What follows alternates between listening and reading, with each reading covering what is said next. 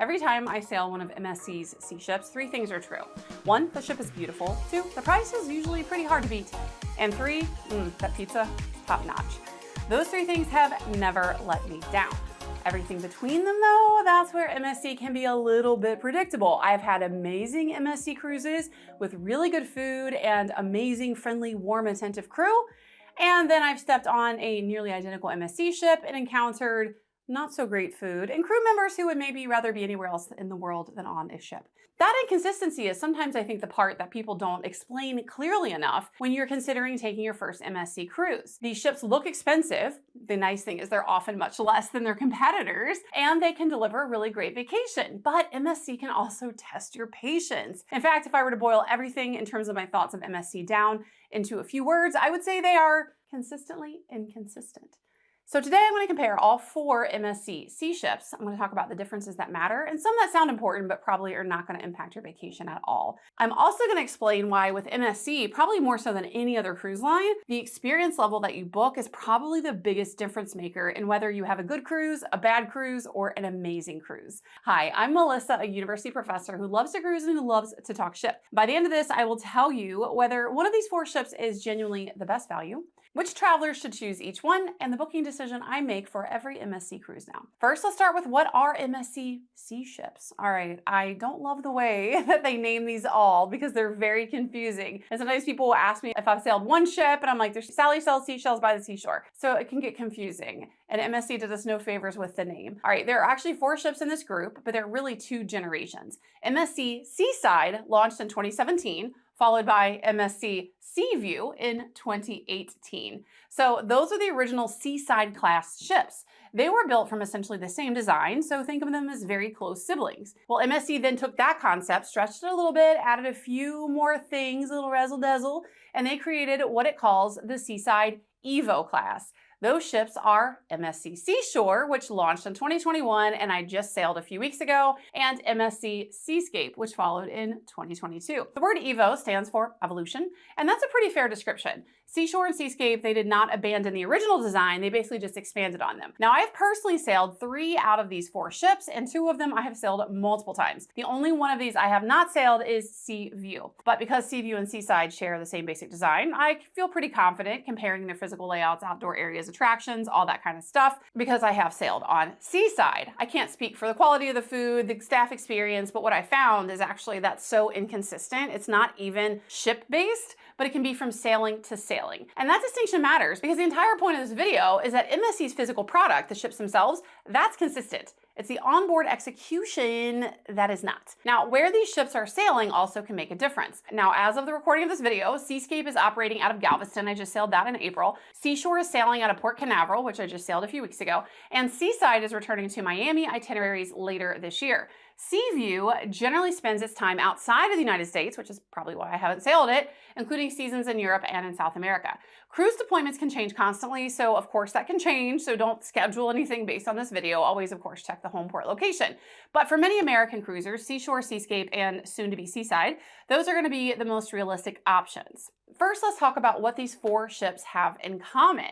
The best part of these ships is the design, and that does not change much from the oldest ship to the newest ship. The entire concept here was built around bringing passengers closer to the water, which is why they all have sea in the name, understandably. Instead of forcing everyone toward midship, which a lot of ship design concepts seem to do with these promenades, the sea ships instead use broad outdoor promenades, aft-facing pools, glass elevators, outdoor restaurants, and seating areas that run around the sides of the ship. And the waterfront promenade is the feature that I personally appreciate the most. It's pretty awesome. You can walk along the side of the ship with the ocean beneath you. They also have some really nice glass bottom where you can see the ocean down from a high level. You can stop for a drink, you can sit outside, you can eat at one of the venues that opens out onto that promenade. Now, on many cruise ships, you can go surprisingly long periods without actually getting a clear view of the ocean. So these ships were designed to make that water part of the experience. The glass elevators on the sea ships, those are another signature feature. They run along the exterior of the ship and give you a full ocean view as you move between the decks. There are also those glass floors and bridges in certain areas. They make for great photos. I got some bomb photos on these on more than one MSC Sea ship. They also have large atriums that use glass lighting and reflective surfaces. So you'll find that those midship atriums are very impressive and beautiful. And that does tend to create a more expensive looking environment than what you might think when you see the affordable cruise fares that MSC offers. So without a doubt, MSC, they know how to build a ship, a dramatic, beautiful, gorgeous, expensive looking ship. Now, even Seaside, which is the oldest of those four, it does not feel old to me. It's still very beautiful. If you sail on Seaside, you might, of course, notice some cosmetic wear and tear, but the design itself, it doesn't have that dated look. It doesn't look dated at all, actually. It's modern, bright, distinctive, and beautiful. And that's why I wouldn't pay a large premium simply because Seashore or Seascape is newer. So if I can grab a cruise on Seaside, I'm gonna go for it just as well. If it's the right itinerary, it's the right price, whatever I'm looking for. Because newer does not automatically mean that you're gonna have a better cabin steward, better dining experience, or better food. And again, for me, those have been the inconsistencies with MSC. But what MSC is consistent about, in my experience, is the value. Cruise prices are dynamic, so they change constantly. And I'm not gonna pretend like MSC is always the cheapest line for every single itinerary and date. That is not true. That's impossible to say for any cruise line. But when you tend to compare similar sailings, MSC is almost always going to come in below Royal Caribbean and often is gonna come in below Carnival. And sometimes that difference is a substantial amount. You may even find a newer MSC ship, and again, these ships are beautiful, priced alongside an older ship from another cruise line.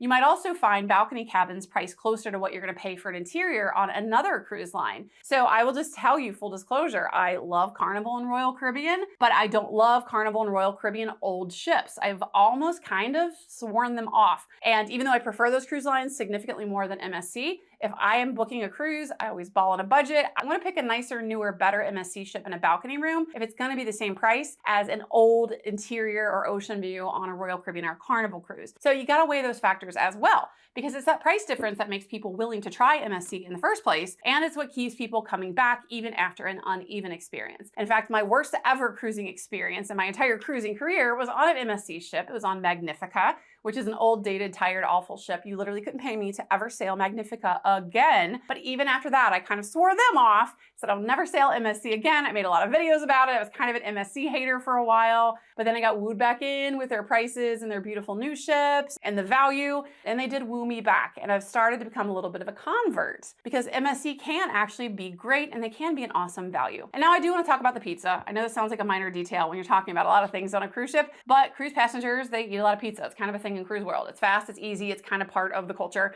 and it's always available generally when the dining room is closed. And it can rescue you late at night or when the buffet has nothing else that you want to eat. Now, across my MSC sailings, the pizza, even on Magnifica, I pretty much lived on pizza when I was on that Magnifica cruise. At the point I came home, I'm like, I've always liked pizza. I don't think I can even look at or smell pizza again for like months because I basically lived off it because the other food was so terrible and the pizza was the one thing that was good. So across all of my MSC sailings, I don't care ship itinerary, home port, whatever, the pizza has been one of the most reliable foods on board. And MSC, it's an Italian cruise line, so it makes sense they're gonna do pizza really well. But then again, they sometimes drop the ball with pasta, so not necessarily, but the pizza is always on point. It's usually fresh, simple, and it's really good. So beautiful ship, great price, good pizza. So those are really the only three things that in my experience have been constants. So what is actually different about these ships? The original ships versus the EVO ships, there's not a ton of difference when you look at the ships as a whole. They look very similar, but Seaside and Seaview are gonna be the smaller original versions of this design. They still have a lot of things happening on board. They have great water parks. My kid is a water park kid. She loves water parks. She loves water slides on the slide. She really likes MSC water slides, including on Seaside. You'll also find large water parks, family areas, bowling. I will say I don't like that they have bowling sometimes because on an MSC cruise once, I was seated in the MDR directly beneath the bowling alley, and I didn't realize at the time that the ship had a bowling alley, and I kept hearing what I thought was thunder, and I realized, oh, it's a bowling alley. So very distracting. I don't know if I'm a big fan of bowling alleys on cruise ships. I think there's other things you can do, but I digress. But anyway, plenty of entertainment, outdoor spaces, specialty dining, and of course that waterfront promenade. Now the major advantage of those original ships may simply be price, because Seaside and Seaview, because they are older, they lack the newest headline attractions, you're often gonna find them priced lower than the EVO ships. That doesn't mean that the core experience though is dramatically worse. I found them pretty much on par. The trade-off though is the original design can feel a little busy and slightly confusing. MSC, they have a really great habit of creating beautiful spaces without always creating an intuitive path between them and connecting connecting them. But this is not exclusive to MSC. I don't know what cruise ship designers and architects have been smoking over the generations, but a lot of times ship navigation is way more confusing than it needs to be. So with some MSC ships, you gotta walk through a lounge, around a restaurant, up and down, you have a blockage, you gotta go around. You feel like a rat in a maze sometimes, and that can be a little bit of an issue, but that's true of a lot of cruise ships. So I've adjusted to it, but I wouldn't describe these ships as effortless to navigate on day one. But in fact, there's very, very few ships I actually would say that about. Seashore and Seascape, they're gonna be larger. They have more outdoor space. They have expanded family areas, a lot more cabin options, and a larger yacht club footprint than the original ships. And the designs, they do feel more polished. Seashore uses a New York City theme throughout parts of the ship. So you'll see Times Square inspired areas and a Statue of Liberty replica in the casino.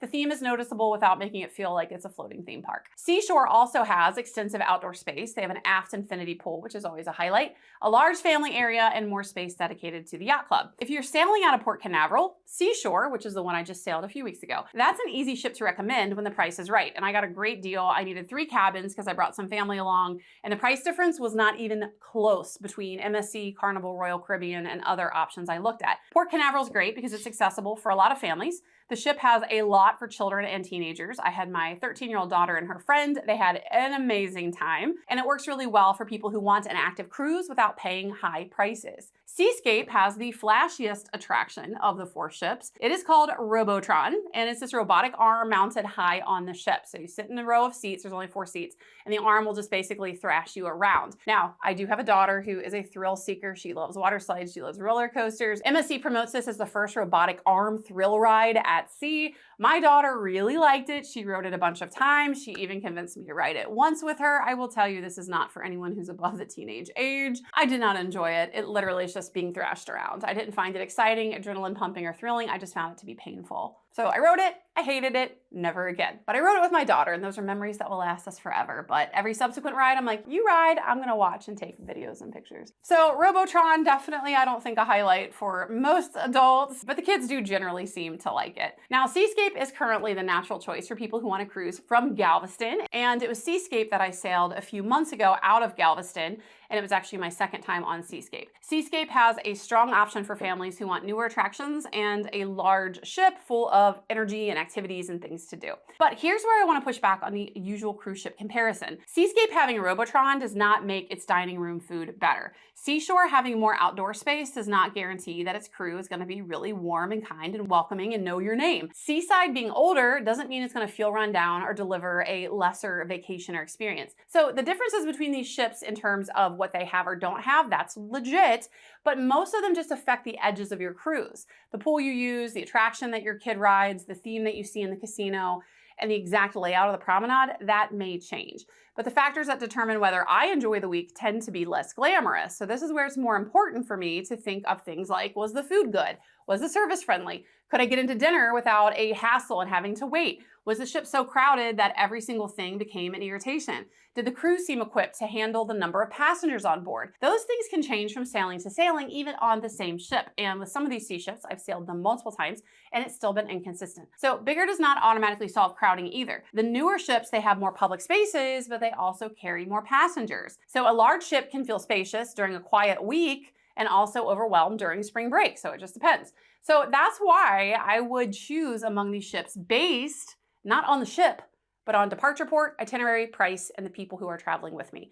I would not pay hundreds more just to move from Seaside to Seashore unless there were specific features on Seashore that I absolutely 100% had to have. And for me, at least personally, there's nothing there that makes that big of a difference. Now, here is part of booking an MSC cruise that does confuse people more than it should. And I'll be honest, it confused me for a really long time. But with MSC, this matters way more than any other cruise line. MSC sells several what they call experience levels. They have Bella, Fantastica, Aria, and then you have Yacht Club that sits above those as that ultra premium experience. A lot of people describe that as a cruise within a cruise. So with this, we're not talking about cabin categories. We're not talking about interior, ocean view, suite, balcony, whatever. We're talking about experiences or classes. 2 people can both book balcony cabins on the same ship and get very different benefits and experiences depending on the experience they bought that's attached to the reservation. Now, the exact list of benefits can change, so always make sure you read what is included when you book. Don't just rely on a review you see online because this stuff can change, and you want to make sure you get it right before you pay for it. Now, the benefit that matters most to me, I have learned, is dining. I have now sailed on 3 out of 4 of the MSC classes. I refuse to pay for Yacht Club. I hear it's amazing, but it's also extremely expensive. And if you follow my content for a while, you know I ball on a budget. I'm not paying for that. I've kind of decided going forward with MSC that it does make such a difference. I'm probably only going to book Aria. And the main reason is because it includes guaranteed my choice dining. That gives Aria passengers flexible dining within its main restaurant's operating hours. So the cruise I took on MSC a few months ago, I had Aria. This most recent cruise I had was Fantastica, and I really missed that flexible dining option. I really did miss it. So if you have the Aria experience, you're allowed to dine in a dedicated restaurant, and it's much smaller, it's more spread out, it's just a much nicer experience. You don't feel as crammed in. So I really like the dining with Aria significantly more than Bella or Fantastica. So with Aria, flexible dining is part of what you're paying for. You're not locked into a set time of eating dinner at the same early or late time every evening. I had that on my most recent cruise on Seashore, and I just really didn't like it. I've come to like flexible dining. But if you don't care about time dining and you actually prefer that, then it's probably not going to be worth it for you to pay for the Aria experience because it does not guarantee better food. You're still getting the same food. It does not guarantee a more experienced or nicer waiter. It does not fix a crew if they're overwhelmed or a galley having an off week. What it does is remove fixed dining from the list of things that can just be an annoyance on a cruise. I personally don't like to plan my entire evening around a seating time because I never know what my day is going to look like. On a sea day, I might want to go to dinner earlier. On a busy port day, when I get back late, I might want to have a later dinner. So that's why I tend to prefer Aria when I'm cruising on MSC. Now, of course, there are other Aria benefits, but flexible dining is the reason that I am willing to personally pay more. And of course, there are some other perks as well, including the ones that you see on your screen now. Yacht Club, as I mentioned, that's a whole different calculation. Yacht Club is MSC's private ship within a ship experience. They have their own suites, restaurant, pool, lounge deck. You have a butler. People who sail Yacht Club, they're often really loyal to it. Every time I post about MSC, everyone's like, oh my God, Yacht Club, Yacht Club, Yacht Club. And look, I get it. I see the butlers roaming around waiting on the Yacht Club people. I see their nice entrances and they don't have to wait in line. It's awesome. It's definitely a class system. But again, I refuse to book it because every time I priced it out, it's crazy expensive. I'm talking thousands of dollars. And I'm not going to pay for an experience on a cruise and spend the same cost on that I could actually take that money and buy a whole other cruise. But for you, of course, your math may be different. And maybe one day I will suck it up, pay for Yacht Club, experience it, and it'll blow my mind. And I'm like, this is the only way I want to cruise. I don't know. But for me, I find it to be really, really expensive. But if you value that bougie experience, that personalized experience, privacy, quieter spaces, definitely more attentive service, much more premium dining experience, Yacht Club might be the best way to sail MSC. I know a lot of cruisers that actually don't really like MSC as a whole, but they love Yacht Club, and that's pretty much the lane they've decided to be in. They only sail MSC Yacht Club. Now for me, I will pay for Aria, but I don't really want to pay for Yacht Club because the price difference is pretty significant. So just remember, the lowest advertised fare, it's not always going to be the best booking once you compare cabin location, dining, flexibility, the class experience,